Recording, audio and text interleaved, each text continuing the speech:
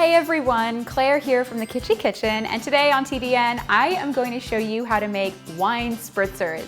I know, I can feel the eye rolls from here. Wine spritzers have kind of a bad rep. They're kind of like 80s mom drink, like blush wine. But honestly, I really like wine spritzers. They're actually really refreshing and delicious. And you know what? When it's hot outside and you want a beer, you don't go reaching for a microbrew, you go reaching for a Pilsner. You want something light, and this is the wine version of that. It's refreshing, it's crisp, and it can be so beautiful. And that's really what we're focused on today. You can make pictures of it, but I like to do individual glasses because then I can really show you how to do the garnishes, because that's where the fun is. These are absolutely gorgeous cocktails and they look amazing in the glass. And I'm also inspired by sort of springtime and flowers, so today it's all floral inspired spritzers. So the first one I'm doing is a pear-lavender spritzer with Sauvignon Blanc. So I have a little bit of pear juice, sliced pear, fresh lavender, and then I have a lavender soda. And lavender soda is definitely kind of, where do I find that? It actually does pop up in sort of gourmet grocery stores.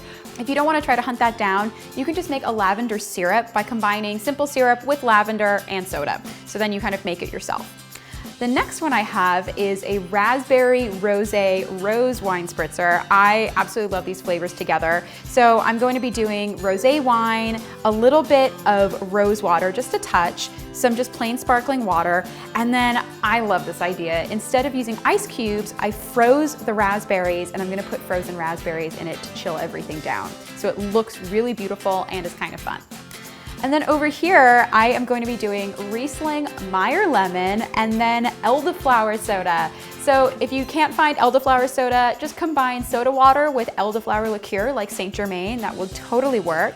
And then for the ice cubes, I had some fun and I got some sort of like wildflowers, put them inside my ice cube tray, filled it up, and then I have these absolutely gorgeous, super cute ice cubes. I love them. They look so pretty clinking in a glass.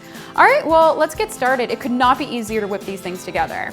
So first up is the pear lavender. So to make this, I'm going to just put a little bit of pear juice, a couple of slices of pear, and I'm gonna be purposefully putting them kind of around the glass, and this is so you can really see them. I'm going to top it off with some Sauvignon Blanc, and then the lavender soda. Ooh, so fun. And so to me, the perfect garnish here is obviously a sprig of lavender. It's so pretty. Done. And it took 10 seconds to make. So I love these. Plus, it's a fantastic way to stretch your wine. If you are having a big party, lots of friends over, and you have a limited stock of wine, or just don't want to spend a lot of money buying a ton of wine, this is a great way to stretch it out. Next up is the rosé rose raspberry spritzer.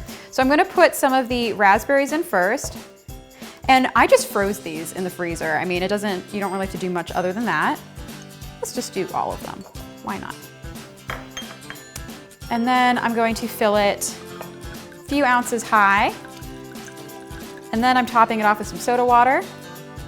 And then I'm just gonna add a tiny amount of rose water. I don't want too much because it is actually a very strong flavor. How cute is that?